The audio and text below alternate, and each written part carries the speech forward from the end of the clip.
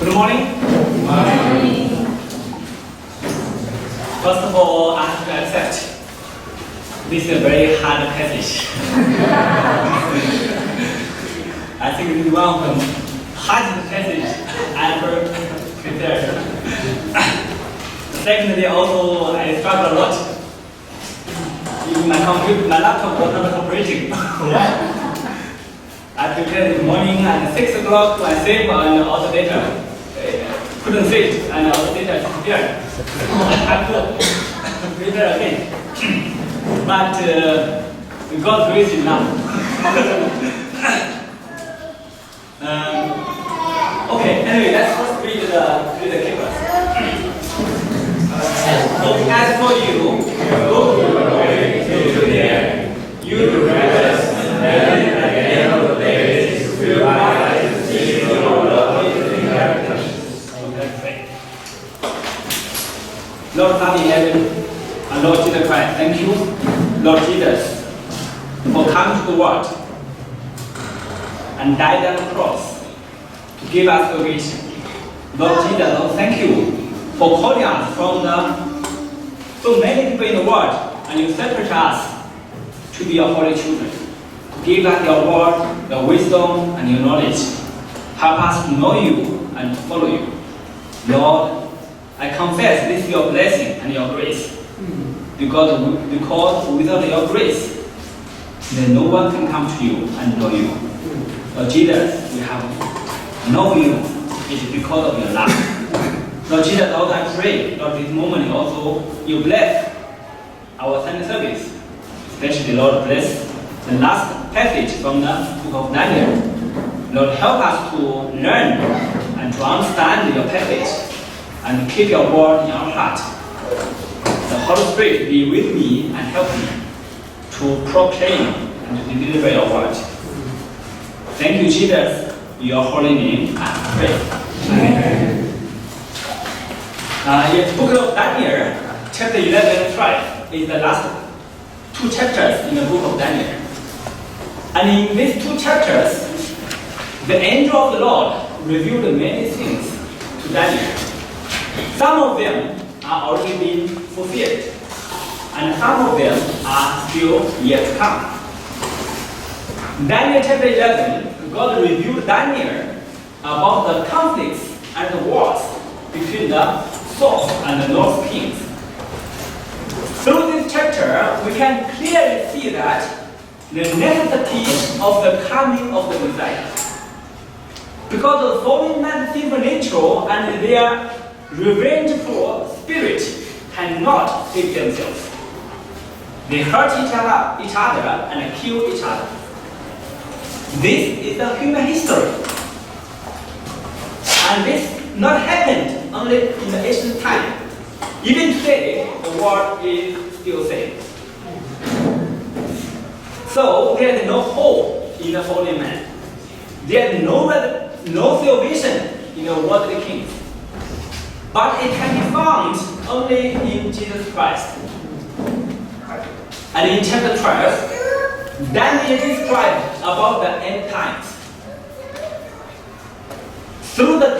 Though there will be the terrible persecution and stress at the end of the times, God also encouraged his people with the great hope. But at that time, your people, everyone whose name is found written in the book, will be delivered. Multitudes who sleep in the dust on the earth will awake. Those who are wise will shine like the brightness of the heavens, and those who lead many to righteousness like the stars forever and ever. So through this passage, I want to encourage you with two things. The first is do not put your hope in this world. Because apart from hurting each other, the world can give you nothing. Second is to keep your faith in Jesus. Live the life of leading others to the righteousness of God. Go your way until the end. Then you will be like the morning star shining in the sky. and you will rise and receive your allotted inheritance in our Lord Jesus Christ. Amen. Part 1. The conflicts and the wars between the south and north kings. Chapter 11, verse 2.5.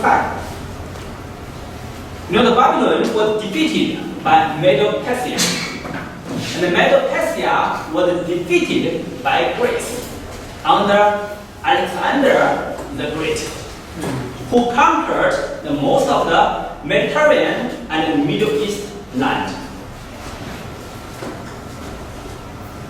After Alexander's death, the empire was divided into 4 parts.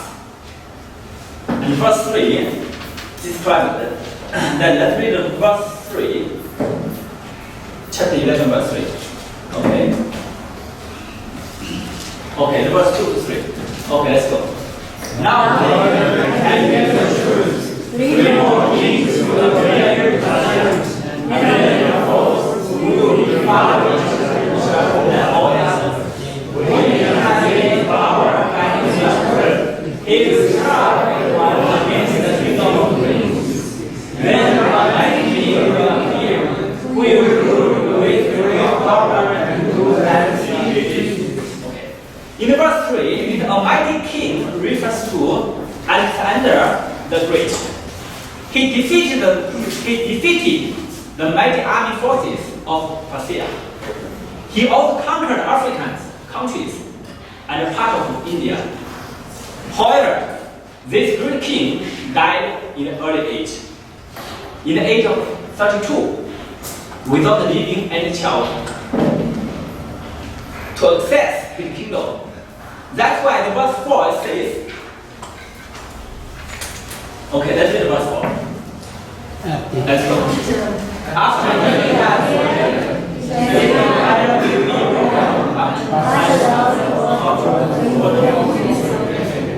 it will not go to his descendants, nor will it because his empire will be uprooted and given to others. Yes. As you can see, his power will be uprooted and given to others.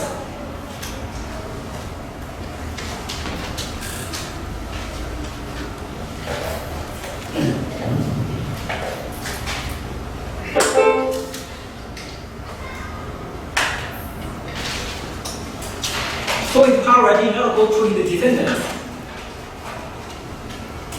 nor will it have the power he accessed, because his empire will be uprooted and given to others.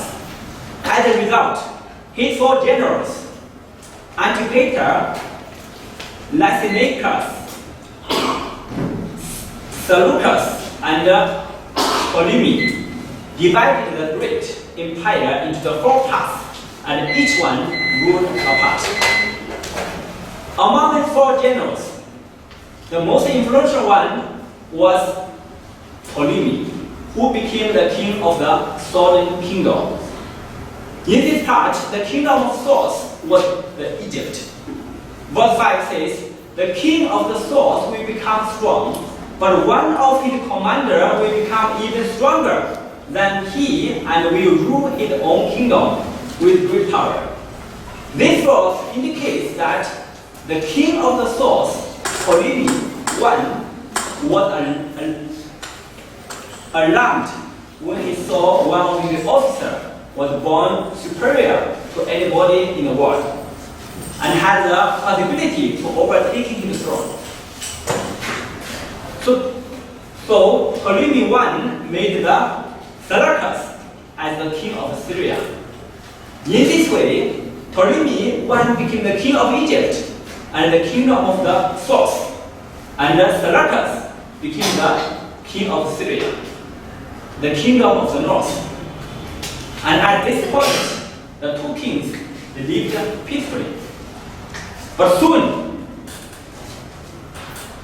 after the death of Ptolemy I, the Seleucus also passed away. Then the new king of the south, Ptolemy II, realized that the kingdom of the north, now under the Antiochus II had become stronger than the kingdom of the source.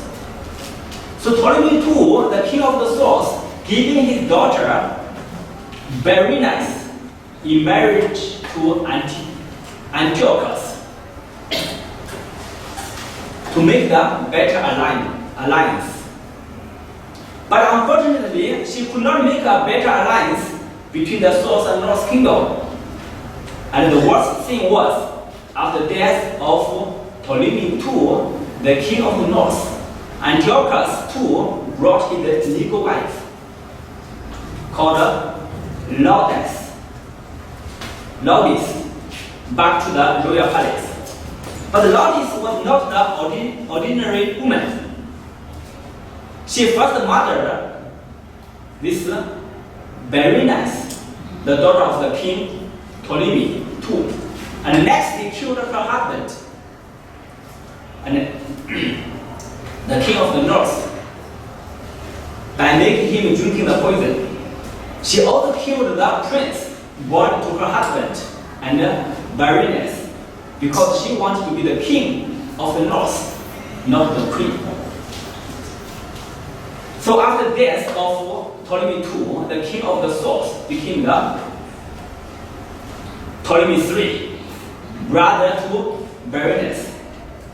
So she attacked Syria, the kingdom of the north, to revenge for the murder of his sister, Berenice. Ptolemy III won the war, and after the war, Ptolemy III destroyed all the idols of Syria and took all the treasures in the palace.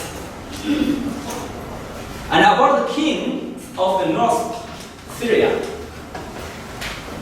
Seleucus I and the south king Ptolemy lived peacefully together. But after the death of Seleucus I, the king of the north, Seleucus II attempted to attack Egypt, but failed terribly. The king of the north, Seleucus II, died from anger and distress after losing the war to the king of the south. After that, Seleucus III ruled, and he also attempted to attack the south as what his father did, but also failed like his father. Antiochus III, who barely survived the war, came back to his capital city, and after 14 years, Antiochus III returned with a great army force to fight against the king of the south, Egypt. And at that time, the Jews were under the control of Egypt. So the Jews supported Antiochus III, the king of the north. By the help of the Jews, the Antiochus defeated the king of the south. Very confusing, huh? Even me actually,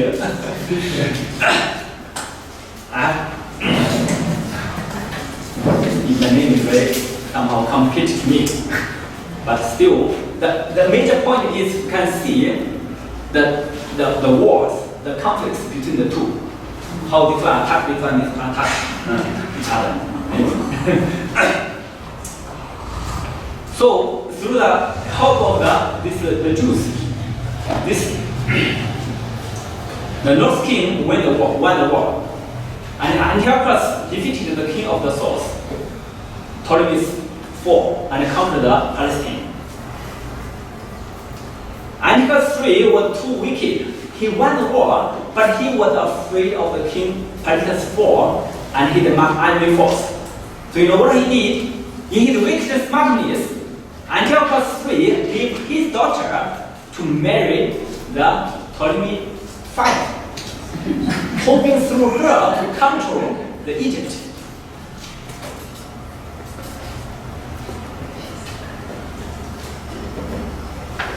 But unfortunately, her daughter behaved differently toward her father's will.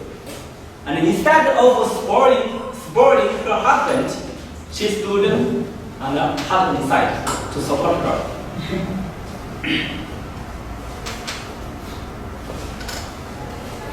So when the king Antiochus III saw that his plan did not work, he began the military conquest.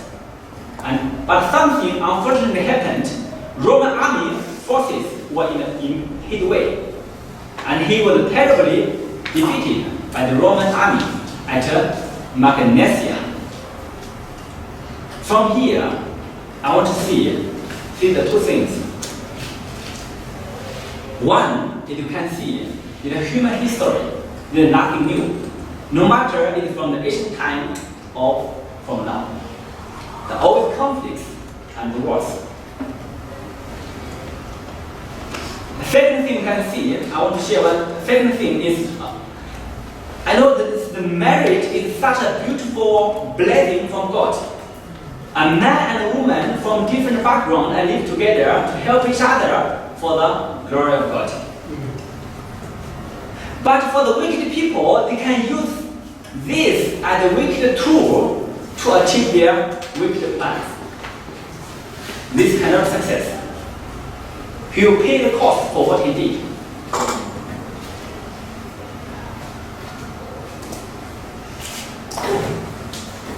So today, even we have 1,000 years of human history, but you can see there is no much difference in the history. Before, people kill others with bare hands or with swords. Now people kill others with guns or with other technical ways, which is more secret. Even after person death, you cannot discover who did and how it happened. So, we should not put our hope in this world. We have to put our hope. When we put our hope in the world, surely we will be disappointed. But only Jesus Christ is our hope and salvation. So we should fix our eyes on Jesus Christ alone. Second, part 2 is about the end times. In verse 1, chapter 12, verse 1 to 13. From the chapter 12, we can see the signs of the end of the world are immorality and violence, lawlessness, and had no value system, especially overwhelming violence and distress. But in such ungodly situation, God protects His holy saints through His angel Michael. Matthew 24, verse 22 also says, "For then there will be great opposition, such as has not been from the beginning of the world until now. No ever will be. Unless those days had been shortened, no flesh would have been saved. But for the sake of the chosen ones, those days will be shortened." Also, in the midst of the unbearable distress and suffering at the end of the world, the holy saints will rejoice, realizing that their names are found and written in the book of life. So, Shepherd James, when you find your name is written in the book of life, will you be happy? Yes, you'll be very happy. Huh? I believe you not shake your head and say, how comes my name is here? That is a great hope. Huh?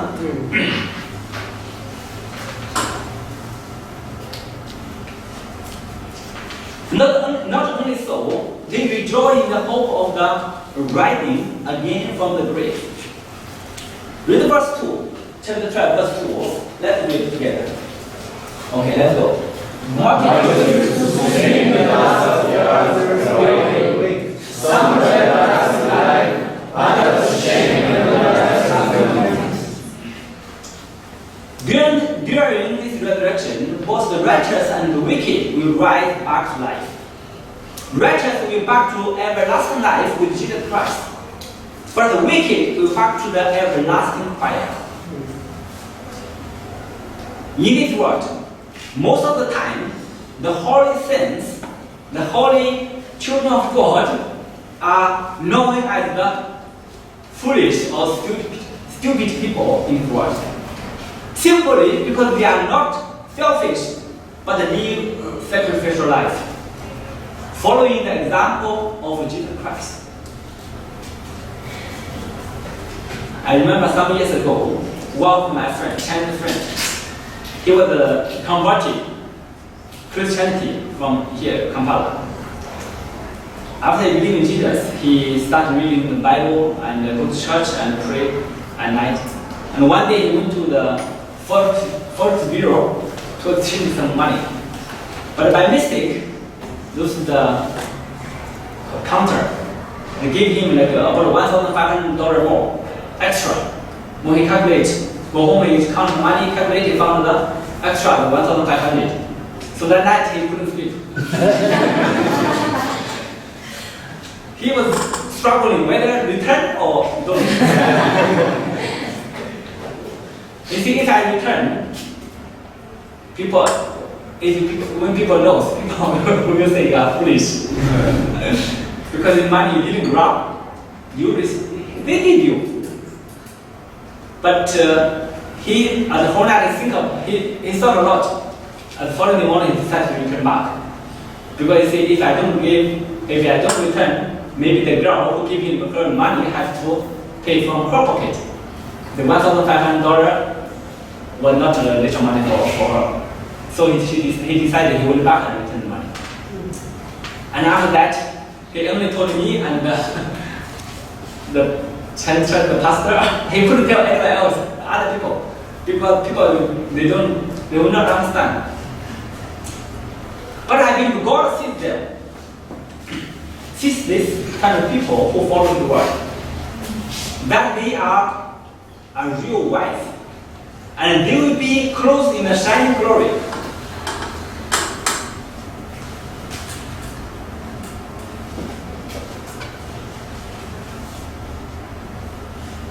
Verse 3 it says, "Those who are wise will shine like the brightness of the heavens, and those who lead many to righteousness like the stars forever and ever." Who will be like the stars shining in the sky forever and ever? Verse 3 it says clearly, who are the wise and those who lead many to the righteousness. So who are the wise people in Jesus today? Is the riches or the smart people who know how to play the world games and get benefit from others? No. Those who hear the word of God and do what the Scripture says, they are the wise in Jesus Christ. Amen.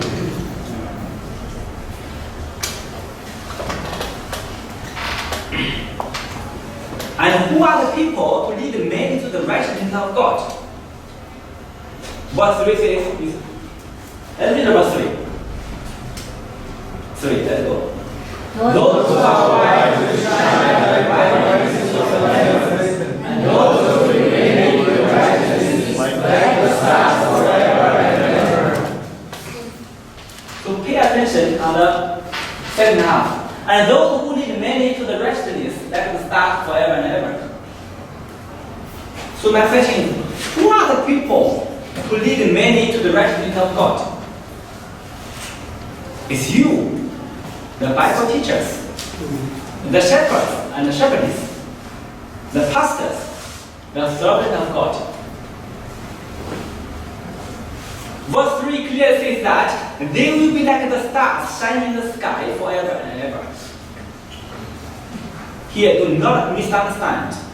They will not be like the movie stars, which are surrounded by the cameras and news reporters, but the stars of which shine in the sky and give the light to the world. They are going to look like the heavenly prince and princess.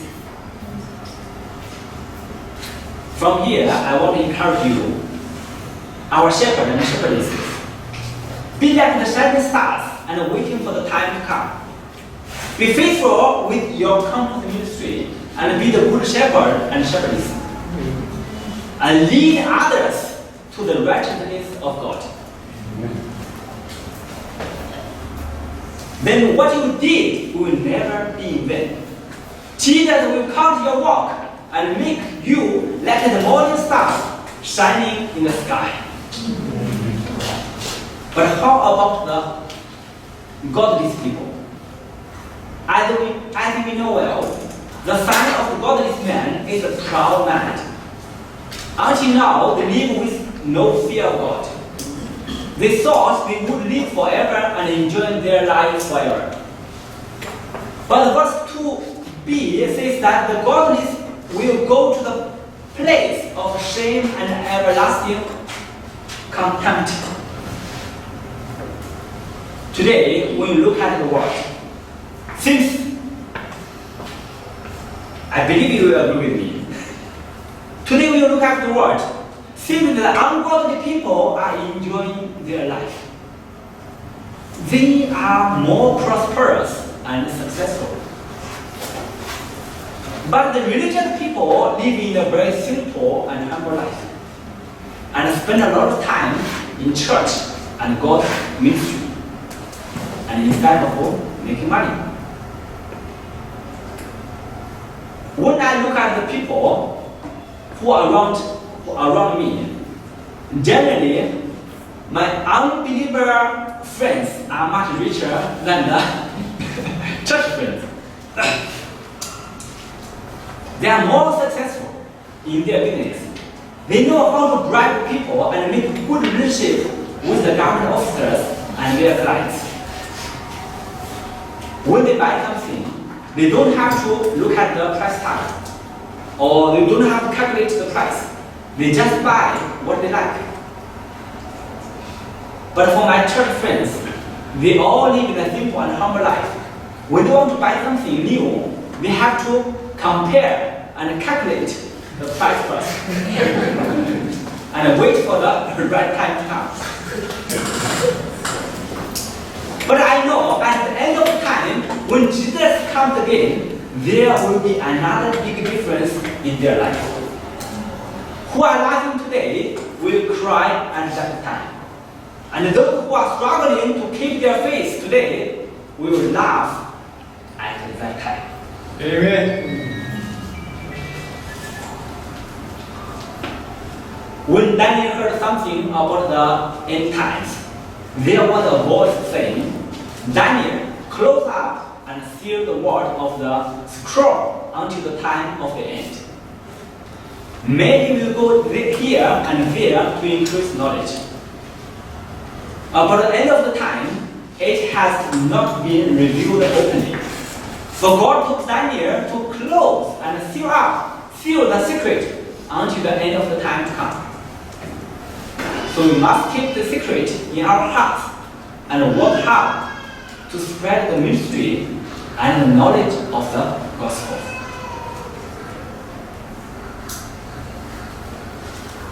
And verse 5. When he looked around, he was on the bank. When Daniel looked around, he was on the bank of the river. He saw two men, one on this bank of the river and one on the opposite bank. One of them said to the man clothed in linen, who was above the water of the river, how long will it be before these astonishing things are fulfilled? He answered, it will be for a time, times, and half a time.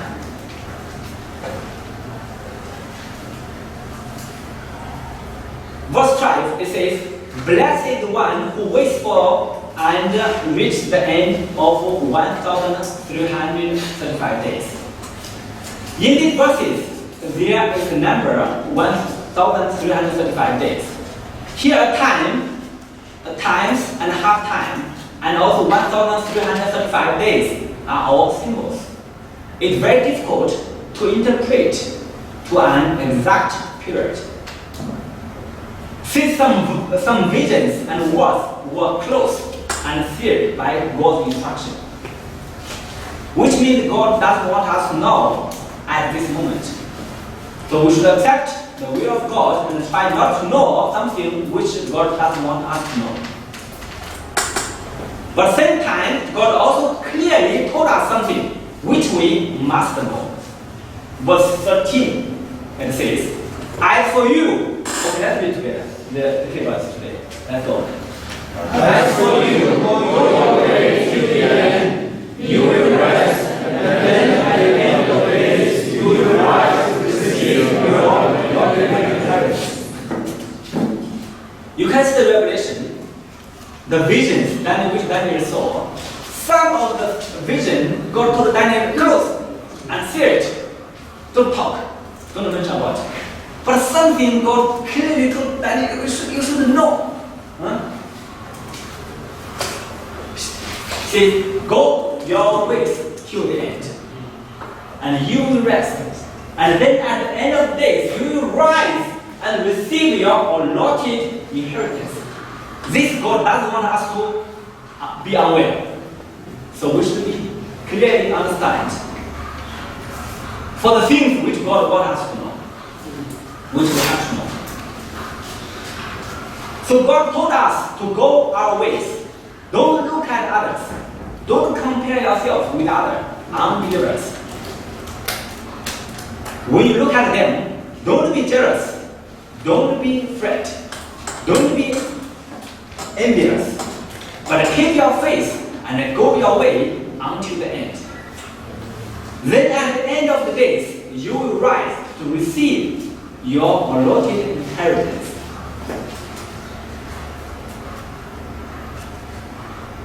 So from today, this passage, again, I want to emphasize two things.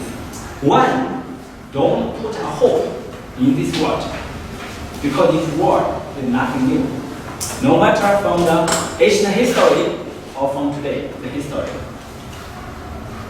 But we put our hope in Jesus Christ and fix our eyes on Him only.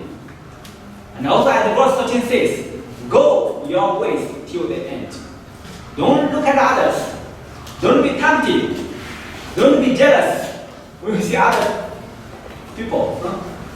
But keep your faith and go to your way. Then God will make us rest. And at the end of the days, we will rise and receive our allotted inheritance. Amen. Let's pray. The Lord of Heaven, Lord Jesus Christ, thank you for the revelation which you have shown to Daniel, and also you have showed us today. Lord, thank you for some of the revelation you have sealed up, but some of them, Lord, you have made it clearly for us to know. Lord, thank you. You clearly told us, Lord, don't put our hope in this world.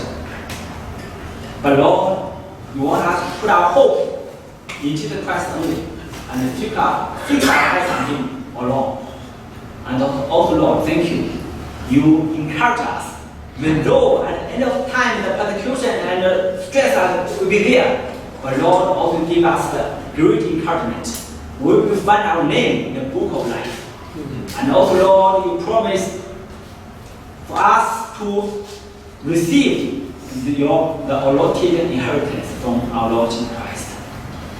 Now, thank you for your great blessing and for the secret, for the knowledge, for the information you have given to us.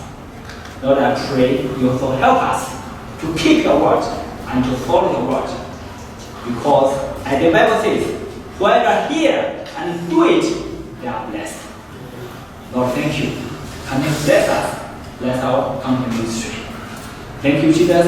In your name I pray.